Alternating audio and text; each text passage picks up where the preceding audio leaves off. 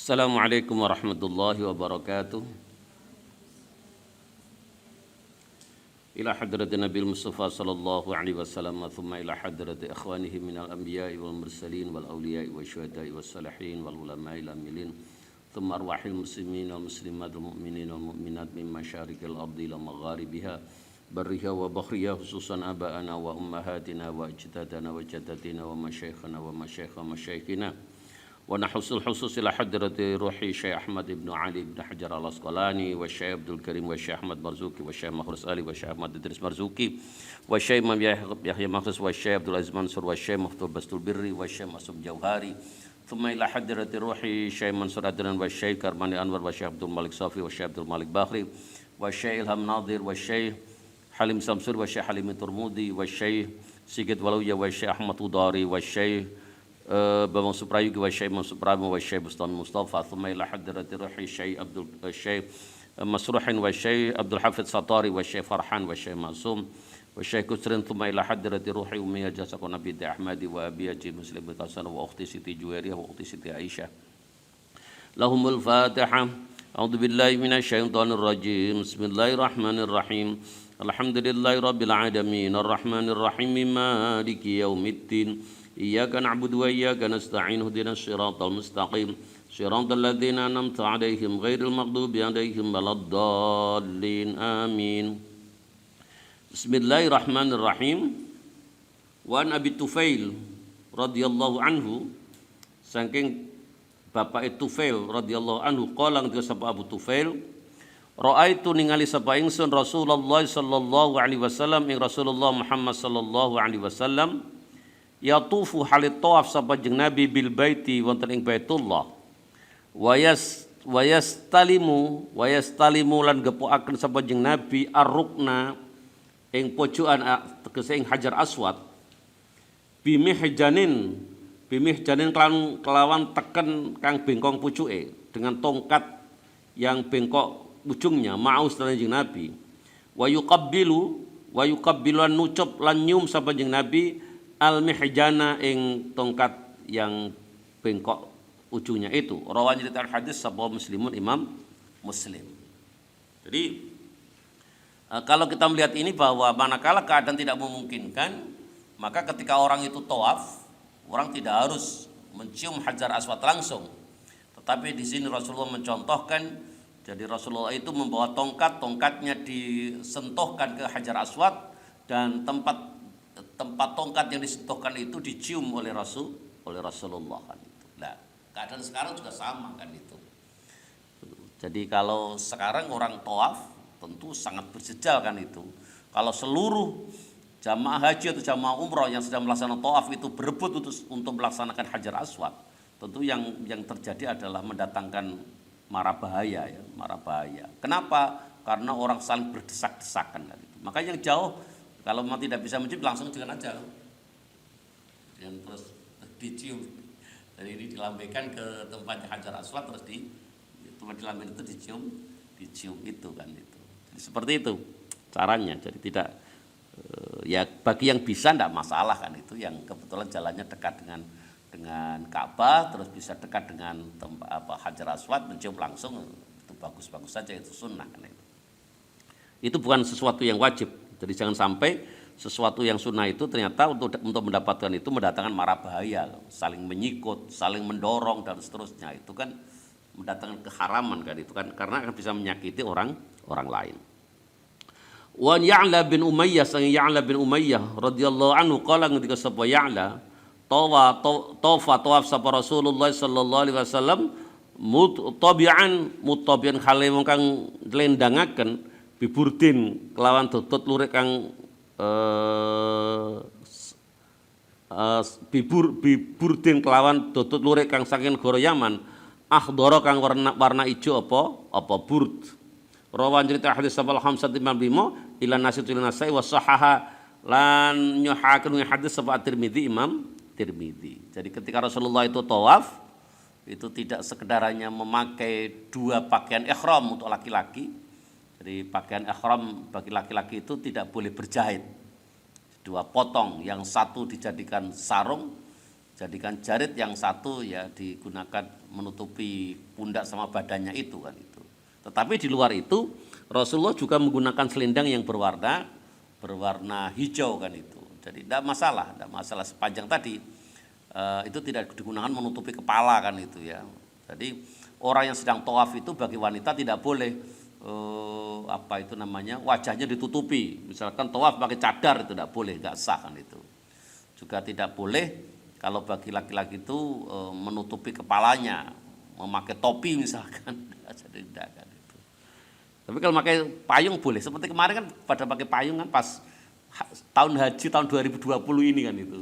Karena yang melaksanakan ibadah haji hanya berkisar antara 1.000 sampai 2.000, sehingga sangat lengang. Jadi waktu itu tawaf pun berjarak, jadi social distancing kan itu, jadi tetap jauh. Jadi enak sekali kan itu, nggak seperti biasanya. Pakai payung itu boleh karena payung itu tidak menempel di kepala. Yang tidak boleh bagaimana? Misalkan saya pakai kopiah kayak gini, tidak boleh pas tawaf itu. Bagi yang laki-laki ya, bagi yang laki-laki. Bagi yang perempuan tidak boleh wajahnya ditutupi, pakai cadar tidak boleh kan gitu.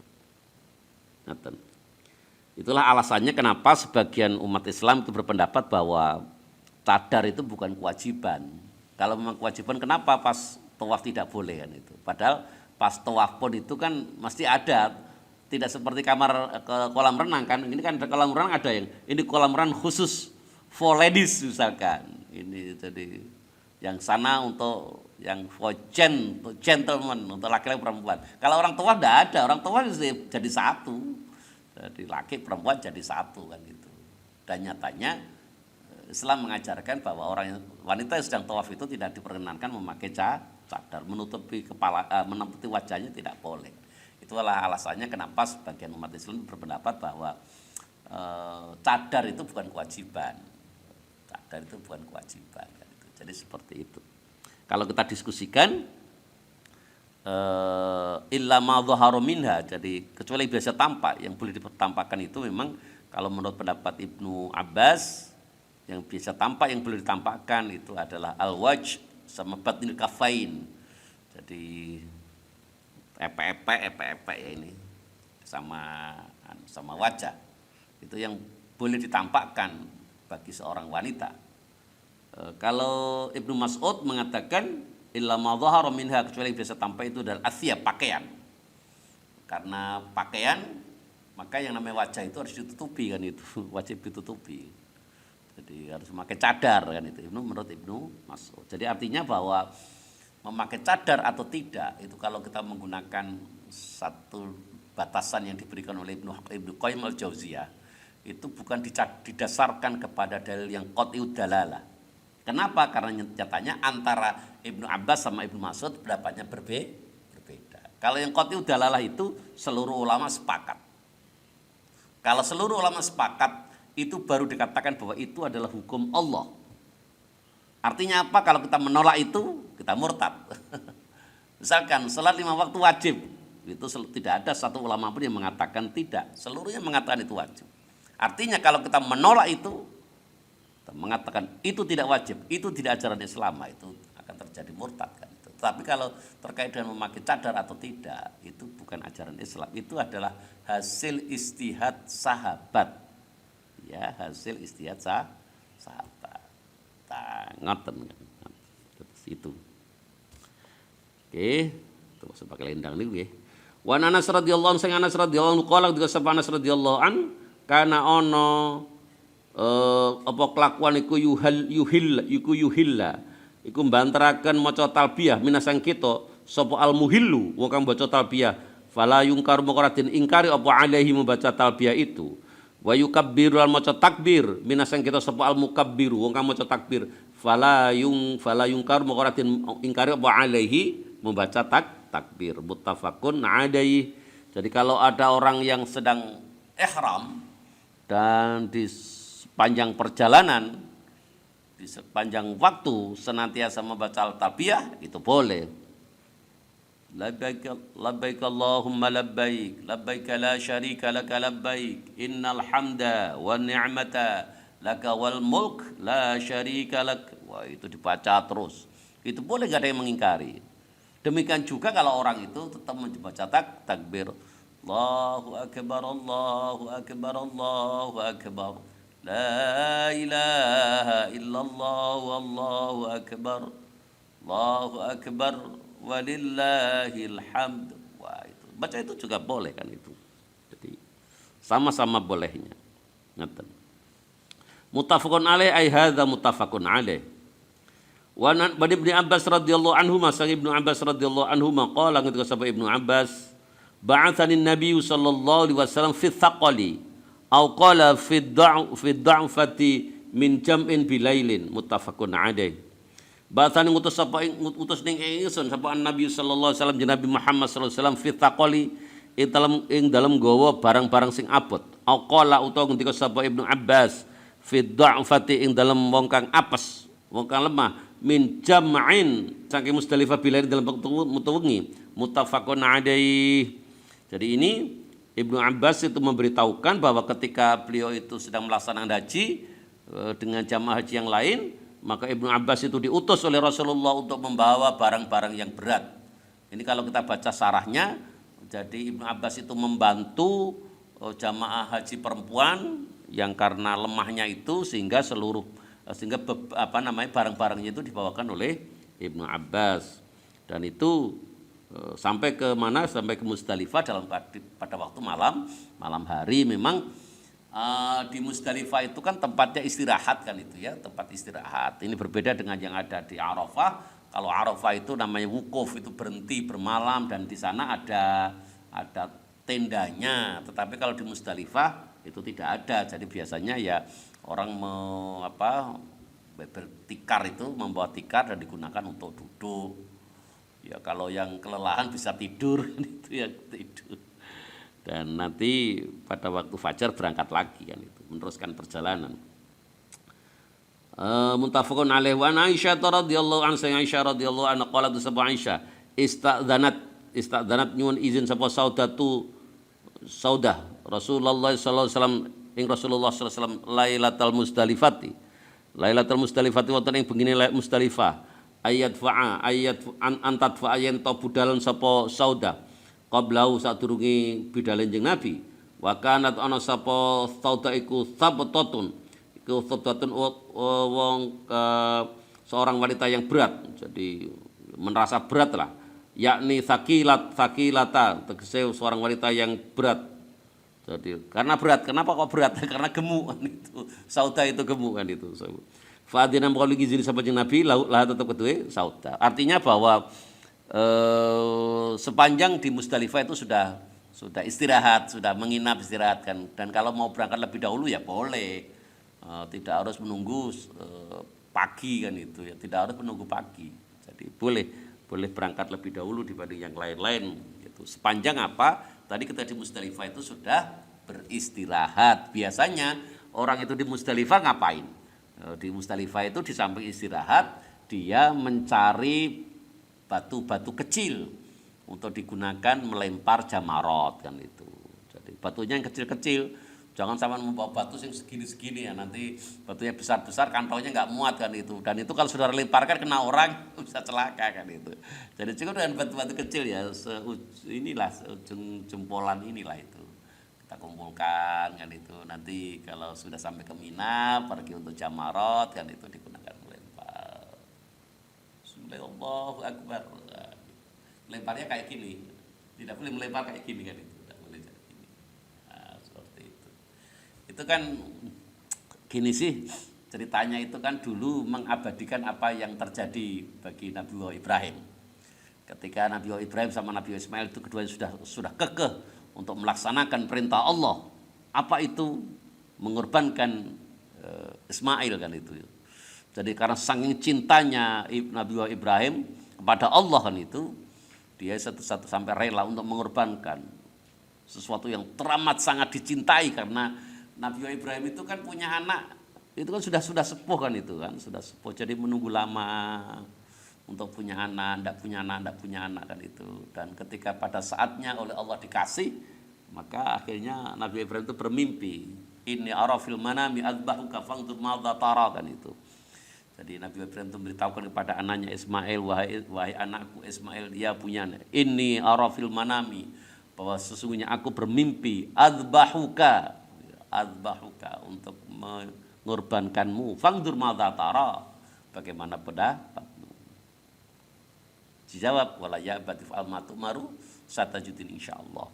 Jadi Nabi Ismail yang dikasih tahu seperti itu meminta kepada ayahnya untuk melaksanakan. Ketika kedua belah pihak sudah sepakat untuk melaksanakan itu, digoda oleh iblis kan itu, digoda oleh iblis.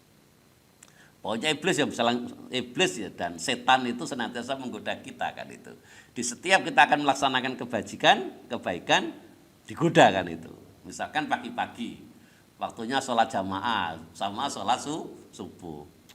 Rausak susu tidur aja enak kan itu. Masih nyenyakin kok bangun, ngapain sholat kan itu. Nanti itu boleh masih kan itu. Jadi iblis senantiasa menggoda gitu. Sehingga ketika pada waktunya sholat jamaah akhirnya tidak jamaah kan itu kan. Waktunya ngaji juga gitu digoda. Pokoknya tugas iblis itu menggoda kita kan itu. Tugas iblis menggoda kita. Lah nanti pada saatnya ketika Ramadan, di mana yang namanya setan, iblis dan seterusnya itu sudah dibelenggu, sudah diikat oleh Allah, dan ternyata kita masih ogah-ogahan untuk beribadah, berarti gimana itu? Yang menggoda sudah tidak lagi iblis, yang menggoda sudah tidak lagi setan, tapi yang menggoda apa? Hawa nafsu kita. Makanya jangan-jangan selama ini kita tidak digoda oleh iblis, jangan-jangan kan itu. Hanya kita kalah dengan hawa nafsu kan itu. Makanya saudara harus bisa melawan itu, harus bisa melawan hawa nafsu kan itu, harus bisa melawan hawa nafsu. Sangat boleh jadi saudara ke depan akan dimudahkan urusannya oleh Allah karena gara-gara apa? Selama zaman di pondok, zaman berjuang untuk apa? Bisa mengalahkan hawa nafsu, bisa melaksanakan kegiatan-kegiatan yang di pondok itu dengan ikhlas, dengan ikhlas. Sangat boleh jadi seperti itu kan itu, sangat boleh jadi. Makanya ya saya minta teman-teman itu diupayakan kalau pada waktunya, oh ini sudah waktu subuh, cepat aja. Kalau mau mandi, mengambil air wudhu, siap-siap. Siap-siap. Kalau Jumatan, saudara, kalau Jumatan itu biasanya yang datang awal-awal itu makmum atau imamnya kalau Jumatan itu? Makmum yang datang duluan itu, baru imam. Kalau jamaah di sini yang datang siapa duluan?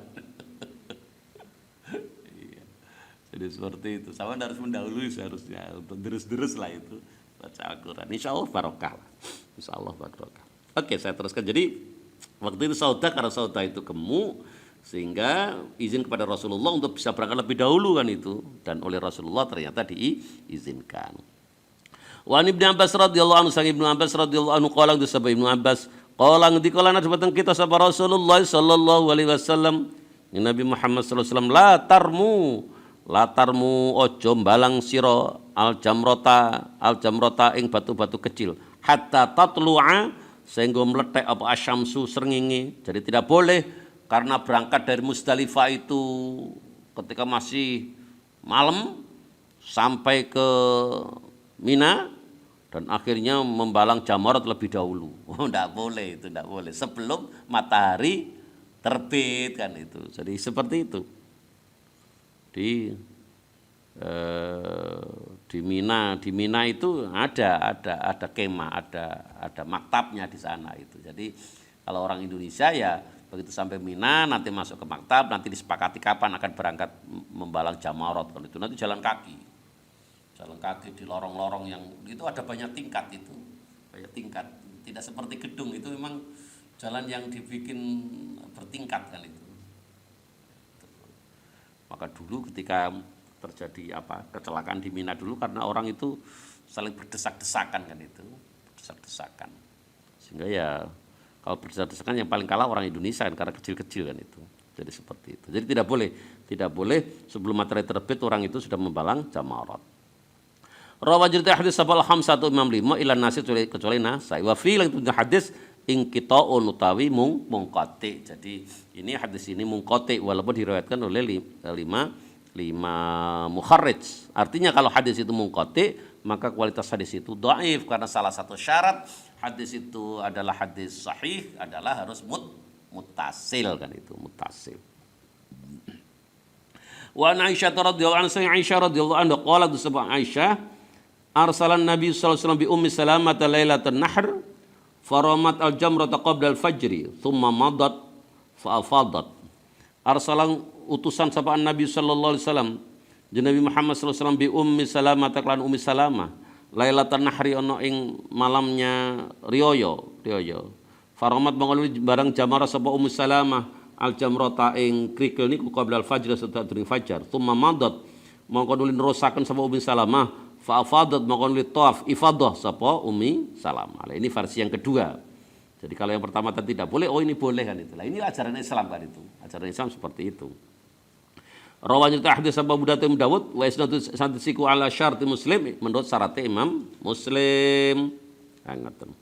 Wa an Urwah bin Mudarris saking Urwah bin Mudarris radhiyallahu anhu qala ketika sapa Urwah qala ketika sapa Rasulullah sallallahu alaihi wasallam man syahida salatan hadhihi yakni bil Muzdalifati fa waqafa maqanu li wukuf ngadeg ma'ana hatta nadfa manut sabane ku syaitan ningali mensaksikan artinya atau ya salat jamaah salatana ing salat kita hadi ana istilah salat yakni kisi sama Nabi bil Muzdalifati kalau salat ane Muzdalifah fa waqafa maqanuli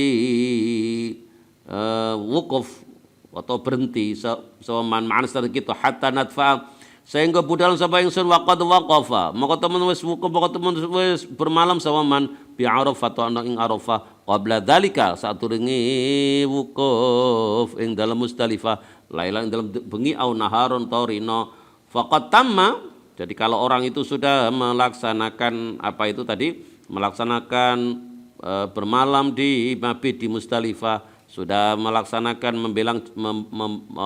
melempar jamarat dan sudah melaksanakan wukuf, faqad tamma tetap sempurna sapa man apa haji siman wa qada lan ngrampungaken sapa man tafatu ing ibadah ihrami siman.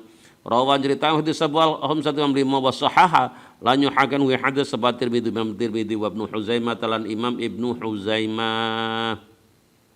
Wa Umar radhiyallahu anhu qala ketika sapa Umar innal musyrikina sedune berapa musyrik iku kanu ana sapa musyrikin iku la yufiduna ora pada budalan sapa musyrikun hatta tatlu'a sehingga meletek sehingga terbit apa asyamsu matahari wa yaqulan padha ngucap sapal musyrikun asyrik sabiru wa innan nabiy sallam asyrik mencurunga sira apa asabiru gunung Sabir. Jadi gunung Sabir itu adalah gunung yang tinggi di Mekah. Wa innan nabiy sallallahu alaihi wasallam rasulullah Muhammad sallallahu alaihi wasallam iku khalafahum iku nulayan iku bedane sapa nabi hum ing musyrikin fa'adha maka oleh budalan sama Nabi qabla an tatluwa sehingga qabla tatluwa sadurunge yen to terbit apa asyamsu matahari. Jadi apa niku Rasulullah itu akhirnya berangkatnya sebelum matahari terbit, sementara kalau orang musyrik itu setelah matahari terbit. Jadi pada dasarnya Rasulullah ingin tidak sama dengan apa yang dilakukan oleh orang-orang musyrik kan itu. Termasuk pada waktu itu kenapa sih Rasulullah itu memanjangkan jenggotnya? Karena orang-orang Yahudi itu senangannya mencukur jenggotnya dan memanjangkan kumisnya. Sekarang orang Yahudi juga sama, orang Yahudi sekarang itu juga jenggotnya dipanjangkan kan itu. Jadi kalau intinya adalah agar kita tidak sama dengan orang Yahudi, kalau orang Yahudi sekarang jenggotnya dipanjangkan, kumisnya dicukur, kalau hidup sekarang ya dibalik akhirnya kan seperti itu. Kalau maksud dari itu adalah agar tidak sama dengan orang Yahudi kan itu. Jadi, tidak boleh sama dengan orang Yahudi. Orang-orang non Islam waktu itu senangannya memakai pakaian merah kan itu. Maka akhirnya Rasulullah yang disenangi pakaiannya warnanya hijau kan itu. Agar tidak sama dengan orang non Islam. Katanya orang yang memakai pakaian merah itu pakaiannya filosof katanya. Dan filosof itu kan tidak disukai, tidak disukai. Karena berpikirnya berlebih-lebihan kan itu. Berlebih-lebihan. Kata sebagian ulama ya. Kalau kita ngaji kita paling mutalim kan seperti itu kan itu. Pakaian yang disukai Rasulullah warnanya apa? Pakaian warna putih sama Kalau untuk imamah sorbannya itu warnanya hijau. Jadi kebanyakan warnanya putih. Pertanyaannya apakah ini juga harus diikuti oleh para wanita kan itu? Ya ini tentu akan bisa didiskusikan kan itu ya. Jadi didiskusikan. Ya kalau wanita itu pakaian yang terpenting adalah bisa apa ya, menutup lekuk tubuh wanita itu kan itu. Maka wanita tidak boleh memakai pakaian yang tipis gitu ya, tidak boleh seperti itu. Wa Ibnu Abbas Ibnu Abbas wa Usamah bin Zaid lan Sayyid Usamah bin Zaid radhiyallahu anhuma qala ketika sahabat Ibnu Abbas lan Usamah lam yazal ora lebar-lebar ora gingsir-gingsir atau selalu sapa Nabi sallallahu alaihi wasallam iku yulabbi iku maca talbiyah sapa Nabi hatta Roma sehingga balang jamarat sehingga balang sapa Nabi jamratan ing krikil al-aqabah yang terakhir wa rawal jatan sapa Bukhari Imam Bukhari jadi senantiasa membaca labbaik Allahumma labbaik labbaik la syarika laka labbaik innal hamda wan ni'mata laka wal mulk la syarika lak. Wah itu kalau sekarang orang melaksanakan ibadah haji dan umroh dengan berjalan menuju ke Jamarat berjalan bersama-sama biasanya sebagian di antaranya selfie dengan membawa tongsi namanya apa itu? Apa namanya? Toh? Pokoknya gunung itu lah pokoknya kan itu asal jalan kan itu. Nanti setelah itu sudah sampai terus diupload Alhamdulillah. Wah, gitu. Sekarang kan juga gitu kan. Orang itu kalau melaksanakan umrah dan haji begitu sampai ke Masjidil Haram yang dilaksanakan bukan melaksanakan ibadah kan itu, tapi selfie lebih dahulu dengan menggunakan background Ka'bah. Oh, siap. Terus diupload statusnya. Alhamdulillah mendapatkan kemudahan oleh Allah bisa pergi ke Masjidil Haram. Oh, dituliskan itu. Ini kalau di hatinya itu ada perasaan pamer kan itu ya, pamer. Iki lo aku ngapi iso umroh kan itu. Ini ya bagian dari apa itu? Ya agar orang lain tahu kan itu, jadi orang lain tahu. Jadi ya sangat boleh jadi nanti ibadahnya tidak diterima oleh Allah kan itu karena ada perasaan pamer itu kan itu. Sama dengan orang itu kalau melaksanakan salat tahajud habis itu terus di-share alhamdulillah pagi ini mendapatkan kemudahan dari Allah untuk bisa qiyamul lail terus di-share. Itu sama saja dengan itu. Sama saja. Jadi seperti itu. Makanya itu ibadah-ibadah yang perlu dirahasiakan jangan sampai orang lain tahu kan itu. Kalau ingin men-support teman-teman untuk salat tahajud ya disampaikan aja jam 8, jam 9 kan itu. Nah, gimana? Ayo kita tidur yuk. Tidur sore-sore sebagaimana Rasulullah. Rasulullah itu kalau mau tidur gimana? Rasulullah kalau mau tidur itu pintunya ditutup. Tempat-tempat air itu ditutup. Terus tempat minum juga ditutup. Setelah itu apa? Lampunya dimatikan, cetek, tidur kan itu. Sama bisa kalau tidur lampu dimatikan. Orang sekarang kan sulit kan itu. Jadi tidur lampu dimatikan. Dan biasanya Rasulullah itu terbangun di sepertiga malam untuk melaksanakan qiyamul lail kan itu. Jadi seperti itu kan itu, seperti itu. Dan berdoa kepada Allah semoga mendapatkan banyak kemudahan. Nah, ngeten. Oke, sementara pagi ini cukup seperti itu. Nanti kita teruskan besok insyaallah. Kita tutup pengajian kita pada pagi hari ini dengan doa kafaratul majelis. Subhanakallahumma bihamdika asyhadu an la ilaha illa anta astaghfiruka wa atubu ilaik. Wassalamualaikum warahmatullahi wabarakatuh.